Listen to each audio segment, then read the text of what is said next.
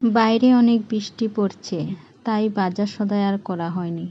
তো ভাবছি যে কি রান্না করব। তখনই মনে পড়লো যে আমার ঘরে তো নেপালি কচু আছে, তাই ভাবলাম নেপালি কচু দিয়েই রান্নাটা করব।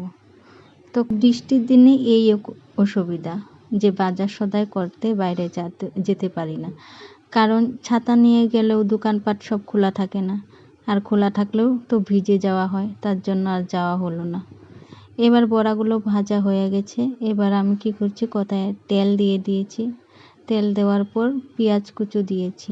পেঁয়াজ কুচানো দেওয়ার পর হলুদ, নুন, সামান্য একটু মিট মশলার গুঁড়া আর দিয়েছি চাট মশলার গুঁড়া দিয়ে ভালো করে কষিয়ে নিয়েছি।